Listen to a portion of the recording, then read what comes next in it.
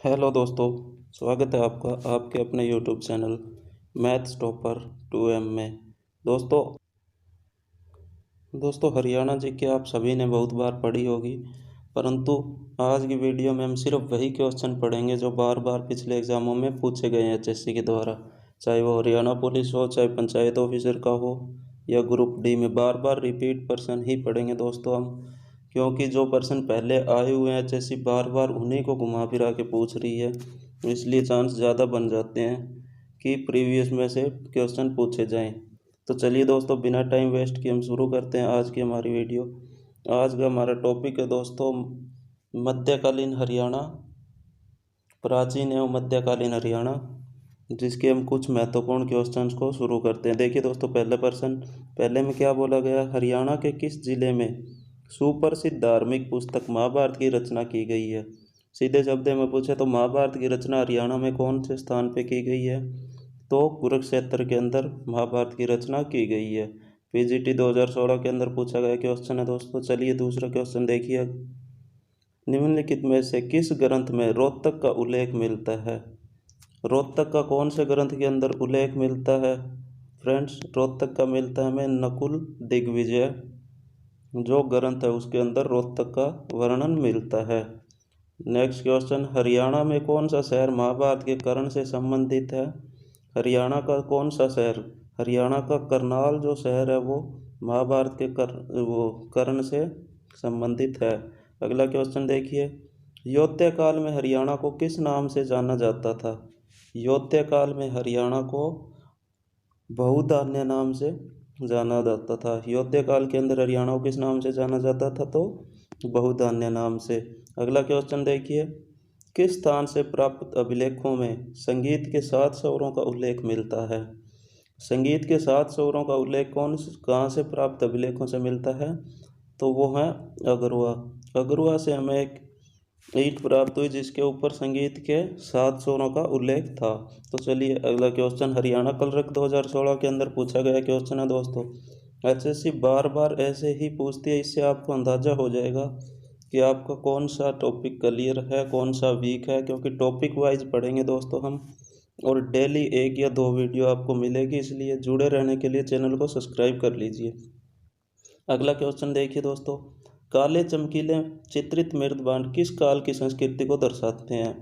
जो काले और चमकीले मृदभांड मतलब मिट्टी के बर्तन हैं वो किस काल की संस्कृति को दर्शाते हैं, तो वो वैदिक काल की संस्कृति को दर्शाते हैं। काले मिट्टी के बर्तन जिसके ऊपर काले और चमकीले चित्र बने हुए हैं वो वैदिक काल की संस्कृति को दर्शाते हैं। अगला क्वेश्चन देखिए, निम्नलिखित जिलों में से किस में हड़प्पा सभ्यता का राखी गढ़ी खोदा गया। इसके अंदर क्या पूछा गया दोस्तों कि राखी गढ़ी जो हड़प्पा सभ्यता का केंद्र है वो हरियाणा के कौन से स्थान से, कौन से ज़िले के अंदर या कौन से स्थान पे पड़ता है, तो हमारा राखी गढ़ी कहाँ पे पड़ता है दोस्तों, हिसार के अंदर। राखी गढ़ी शहर है जो हड़प्पा सभ्यता का केंद्र है, कहाँ पड़ता है, हिसार के अंदर।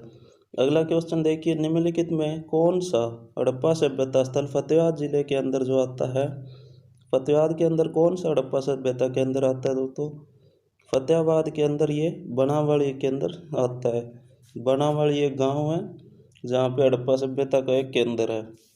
चलिए नेक्स्ट क्वेश्चन देखिए, हिसार व अगरवा के टीले के उत्खनन, हिसार और अगरवा के टीले के उत्खनन से कौन से सिक्के प्राप्त हुए हैं, तो हरियाणा के हिसार और अगरवा के टीले के जो खुदाई हुई है, क्या उत्खनन किया गया, उसमें हमें पंचमारक सिक्के हैं जो देखने को मिले हैं। अगला प्रश्न देखिए, हर्षवर्धन तथा पुलकेशित के मध्य युद्ध का वर्णन किस अभिलेख में मिलता है। हर्षवर्धन और पुलकेशित के मध्य जो युद्ध हुआ उसका वर्णन कौन से अभिलेख में मिलता है, तो उसका वर्णन मिलता है हमें ऐहोल अभिलेख। ऐहोल अभिलेख के अंदर हमें हर्षवर्धन तथा पुलकेशिन द्वितीय के मध्य हुए युद्ध का वर्णन मिलता है। चलिए अगले क्वेश्चन की ओर देखिए, प्रारंभिक हड़प्पा व परिपक्व हड़प्पा सभ्यता के साक्ष्य हरियाणा में कहाँ से मिले हैं। प्रारंभिक मतलब शुरुआती, और जो पूर्ण रूप से विकास हो गया उसके बाद परिपक्व सभ्यता के जो अवशेष हैं वो हरियाणा में कहाँ से मिले हैं, तो वो साक्ष्य मिले हैं हमारे शीशवाड़ राखी गढ़ी। शीशवाड़ राखी गढ़ी से हमें वो साक्ष्य मिले हैं जहाँ पे हड़प्पा की प्रारंभिक और परिपक्व सभ्यता को दर्शाया गया है। कुरु की राजधानी वर्तमान हरियाणा दिल्ली 16 जनपदों में से एक था। जब भारत को 16 जनपदों के अंदर विभाजित किया गया था दोस्तों, उस वक्त कुरुओं की राजधानी थी इंद्रप्रस्थ, जो 16 जनपदों में से एक जनपद था।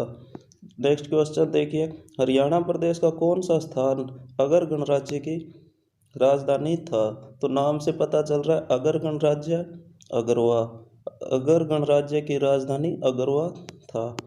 चलिए नेक्स्ट क्वेश्चन देखिए। नेक्स्ट क्वेश्चन में क्या बोला गया हमें, महाराजा अग्रसेन का संबंध किस नगर से है? अग्रसेन का संबंध अगरवा से है। चलिए नेक्स्ट क्वेश्चन, शक्तिशाली वर्धन वंश का उदय हरियाणा में कहाँ पर हुआ था? तो शक्तिशाली जो वर्धन वंश है जिसके 8 राजा हुए हैं, उसका वर्णन, उनका जो क्षेत्र था जहाँ पे उन्होंने राज किया और जहाँ से वो उदय में आए, मतलब सामने आए, उनका मेन केंद्र कौन सा था? थानेसर। कुरुक्षेत्र का थानेसर है जो वर्धन वंश का उदय स्थल माना जाता है। चलिए नेक्स्ट क्वेश्चन, प्रदेश का थानेसर नामक नगर किस प्रसिद्ध राजा की राजधानी था? थानेसर का जो प्रदेश का जो थानेसर नामक नगर है वो हर्षवर्धन की राजधानी था। हर्षवर्धन जो वर्धन वंश के 8 राजा उनमें से एक है और सबसे शक्तिशाली रहा है। चलिए नेक्स्ट क्वेश्चन, चीनी यात्री ह्वेनसांग द्वारा लिखी गई पुस्तक में